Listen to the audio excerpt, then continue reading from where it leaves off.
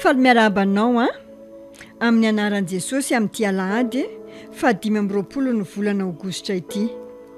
Ny rampisaodin'ny famarinana an'io dia mitondra ny lohahevitra hoe arao izy. Ny ten'Andriamanitra fanokafana dia ao amin'ny Matio 4:7. Vaky toy izao amin'ny anaran'i Jesosy. Dia hoy Jesosy taminy: andeha anaraka ahy fa ataoko mpanarato ianareo. Mario izay lazain'ny tompo ao amin'ny andinin'ny fanokafana hoe andeha anaraka ahy fa ataoko mpanarato ianareo.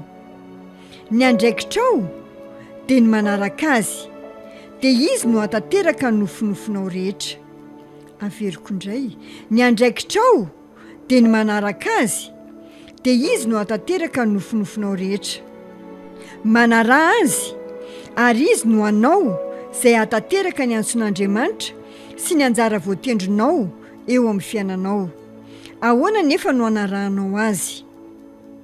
Raha niaina tamin'ny andron'i Jesosy tany Israely ianao dia mety ho nieritreritra fa ny fanarahana azy dia midika hoe manaraka azy ara-batana eny amin'ny arabe, na amin'ny vohitra na amin'ny tanàna iray, fa mihoatra noho izany. Jodasy izay nanaraka an'i Jesosy dia namadika azy tamin'ny farany ary very tamin'Andriamanitra. Ary izany dia manam-pirofo fa tsy ampy ny fanarahana azy ara-batana.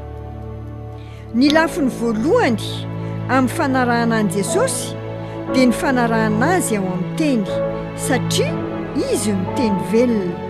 Hoy ny Jaona 1:4.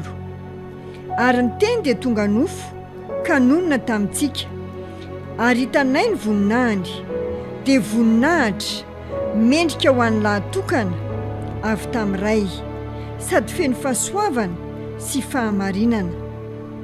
Rehefa manaraka azy ao amin'ny teny ianao dia manaraka an'i Jesosy mihitsy. Ny teny voasoratra dia momba an'i Jesosy avokoa.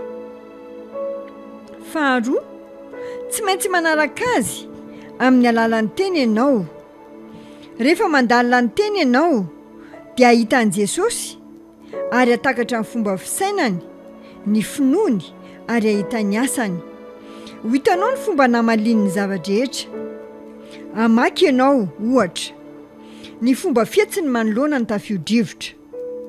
Naseho ny fahefana tamin'ny zava-boary sy ny fahaizany mitondra fiadanana na dia ao anatin'ny korontana aza. Hitanao izany ao amin'ny Marka 4:7 sy ny 7.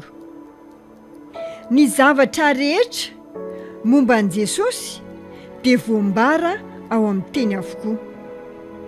Amin'ny fianarana ny fomba namaliny tamin'ny toe-javatra samihafa dia afaka manome antsika fomba fijery manan-danja ho an'ny fiainantsika manokana.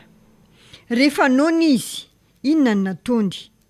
Rehefa natsiaro reraka izy, inona ny nataony? Izay rehetra nataony dia mba hanehoana amintsika ny fomba fiaina. Noho izany, tsy maintsy manaraka azy isika amin'ny alalan'ny teny ary ao amin'ny teny. Manaraka azy amin'ny alalan'ny teny dia midika hoe mietika araka ny teniny, manao izay lazainy. Hoy ny Jakoba 1:2. Fa aoka ho mpankatoy ny teny ianareo, fa aza-piainy fotsiny ka mamitaka ny tenanareo. Zao dia misy vavaka izay anasako anao, izay teny dia ianao amerin'izany. Ray malalo, misaotra anao noho ny tombontsoa hanaradian'i Jesosy amin'ny alalan'ny teny sy ao amin'ny teny. Milomano ao amin'ny teninao isan'andro aho, ary nomena saina matsilo aho ahatakatra ny tsy ambaratelo sy ny zava-miafina lalina ao anatiny, ary mampiatra ny fitsipika sy ny fampianaran'ny tompo eo amin'ny fiainako. Mpankatoy ny teny aho ary miaina fandresena sy mpandresy amin'ny lafiny rehetra eo amin'ny fiainako, amin'ny anaran'i Jesosy.